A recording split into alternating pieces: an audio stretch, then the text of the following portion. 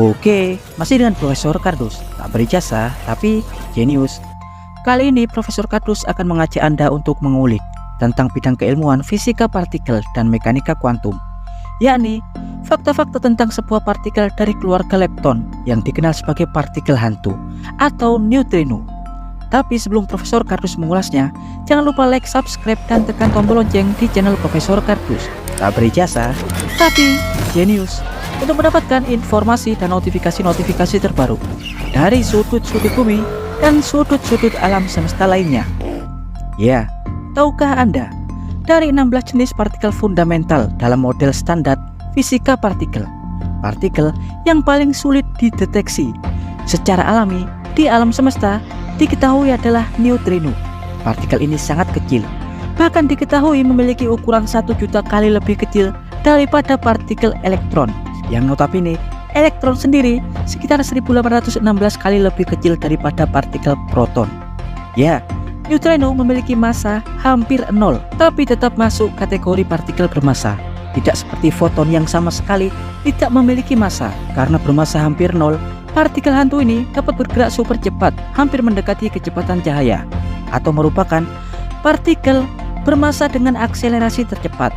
Neutrino sama sekali tidak bermuatan atau netral. Tidak seperti partikel-partikel fundamental lain yang dapat berinteraksi dengan hampir semua gaya di alam semesta, seperti elektromagnetisme, gravitasi, gaya nuklir kuat, dan gaya nuklir lemah. Neutrino berbeda. Neutrino hanya berinteraksi terhadap gravitasi dan gaya nuklir lemah. Karena itu, partikel ini disebut sebagai partikel hantu atau partikel yang sangat sulit untuk terdeteksi. Bahkan karena sangat sulit mendeteksinya, ketika partikel ini melewati bumi atau benda-benda padat lainnya di bumi, partikel ini akan menembus dan melewatinya begitu saja. Partikel ini akan menembus dari ujung bumi dan keluar ke ujung bumi lainnya dengan sangat cepat. Neutrino akan menembus inti bumi dan berbagai benda di alam semesta tanpa meninggalkan emisi sedikit pun. Diketahui, setiap sentimeter wilayah di bumi per detik terpapar sebesar 65 miliar partikel neutrino yang dihasilkan oleh emisi fusi dari matahari, yang artinya tubuh manusia setiap hari terpapar hingga ratusan triliun neutrino dimanapun kalian berada, karena neutrino akan menembus ke segala macam benda. Bahkan diketahui saking sulit terdeteksinya, rata-rata hanya 1 neutrino dari matahari yang dapat berinteraksi pada tubuh manusia selama masa hidupnya.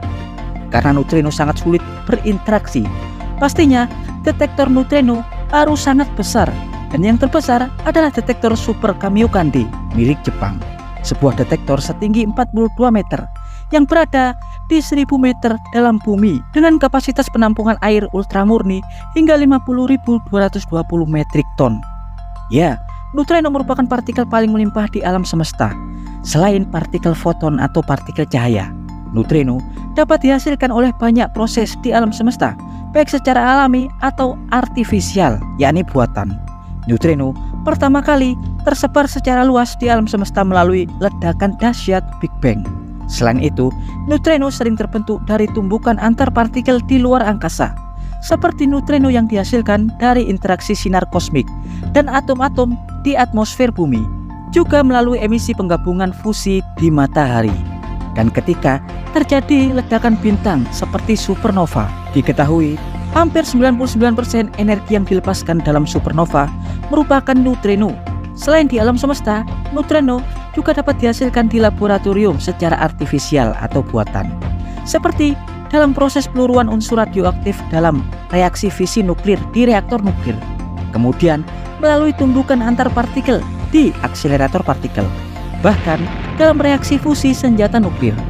Neutrino pertama kali diusulkan dan diramalkan oleh Wolfgang Pauli pada 1930 dan dinamai oleh Enrico Fermi pada 1932. Tapi saat itu, konsep partikel yang bernama neutrino tersebut merupakan hasil analisa dan belum ada bukti empiris untuk memperkuatnya. Barulah pada 1956, Clyde Cowan dan Frederick Raynes berhasil mendeteksi keberadaan neutrino secara buatan atau artifisial dalam reaktor nuklir di laboratorium Los Alamos, Amerika Serikat. Tapi untuk menemukan neutrino secara alami super sangat sulit. Saat itu neutrino dianggap sebagai partikel yang tidak bermassa, bahkan mampu bergerak secepat atau bahkan lebih cepat daripada cahaya.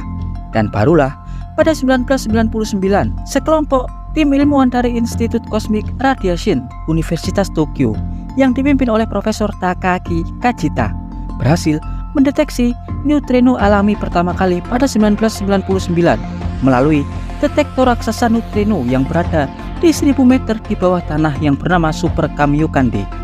Tak hanya mendeteksi neutrino, Profesor Kajita dan timnya juga menemukan bahwa neutrino dapat berosilasi dengan partikel lain yang sama-sama dari keluarga lepton, seperti elektron, muon, dan tau, yang nantinya osilasi tersebut menghasilkan rasa atau jenis baru neutrino, seperti elektron neutrino, tau neutrino, dan muon neutrino. Karena neutrino dapat berosilasi dengan partikel lain, pastinya neutrino memiliki massa meski sangat kecil. Dari hasil penelitian ini yang mengungkapkan misteri tentang massa neutrino, Profesor Takaaki Kajita bersama Arthur McDonald dari Kanada diganjar dengan Nobel Fisika pada 2015. Lantas, bagaimana ya cara kerja detektor Super Kamiokande dalam mendeteksi neutrino? Super Kamiokande detektor adalah detektor neutrino terbesar di dunia, terletak di dalam Gunung Ikeno di kedalaman 1000 meter di perut bumi, memiliki tinggi 41,4 meter dengan diameter 39,3 meter, di mana di dalamnya terdapat 11.146 tabung PMT atau foto multiplier, sebuah detektor cahaya super sensitif dengan rentang spektrum ultraviolet dan inframerah. Detektor ini dapat melipat gandakan arus dari setiap partikel dari cahaya yang masuk hingga 100 juta kali lipat, yang artinya detektor ini dapat mendeteksi fluks partikel cahaya super rendah. Detektor PMT tersebut diletakkan di dalam bola-bola air ultramurni sebanyak 50.220 metrik ton.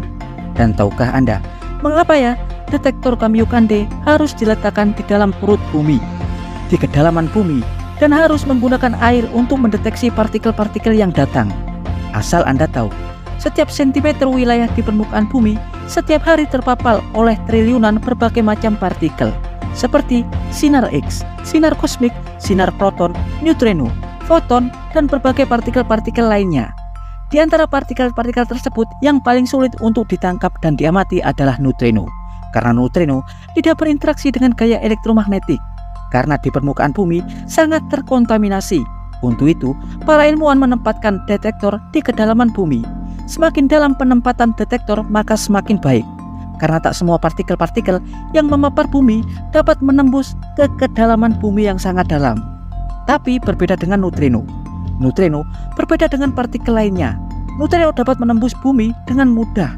Dengan menempatkan detektor di dalam bumi, itu artinya tidak akan ada partikel lain yang dapat memasuki detektor itu selain neutrino. Dan mengapa ya detektor neutrino harus diberi air ultramurni? Air ultramurni adalah air yang sangat murni dan sangat steril. Tidak boleh ada partikel apapun sekecil apapun selain molekul H2O yang ada di sana. Karena neutrino sangat sulit dideteksi, kontaminasi partikel lain sedikit pun dapat mengacaukan pengamatan neutrino. Sedang fungsi air sendiri adalah untuk mendeteksi neutrino. Mirip dengan cara kerja radiasi Cherenkov di dalam reaktor nuklir.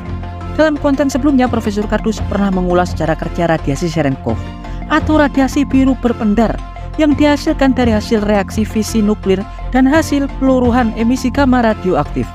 Asal Anda tahu, radiasi Cherenkov seperti radiasi biru yang terlihat berpendar dalam reaktor nuklir terjadi ketika partikel dan emisi pancaran gamma radioaktif bersentuhan dengan partikel air atau H2O. Saat partikel radiasi bersentuhan dengan air, tabrakan tersebut akan menghasilkan partikel elektron dan emisi gamma. Ya, reaksi itu dapat menghasilkan semburan yang mirip semburan sonik seperti yang terjadi pada pesawat supersonik saat menyentuh dengan udara. Semburan tersebut yang menghasilkan warna biru Cherenkov. Yang diketahui, sinar tersebut bergerak lebih cepat daripada cahaya saat berada di dalam air. Hasil serupa juga akan terjadi ketika partikel neutrino melewati air ultramurni. Benturan partikel neutrino dan partikel air akan menghasilkan kilau cahaya mirip sonic boom radiasi Cherenkov, tapi skalanya sangat super kecil. Oleh karena itu, para ilmuwan menggunakan detektor PMT yang dapat menggandakan arus atau cahaya hingga 100 juta kali lipat untuk benar-benar dapat mengamati seberkas partikel neutrino yang melintas. Meski begitu, tak semua partikel neutrino yang melintas berhasil diamati dan dideteksi pada detektor. Hanya beberapa partikel dari triliunan partikel yang dapat diamati. Ya, dan berikut adalah informasi singkat dari Profesor Kardus tentang fakta neutrino dan bagaimana ilmuwan mendeteksinya. Profesor Kardus dari Gunung Ikeno, Jepang, mengabarkan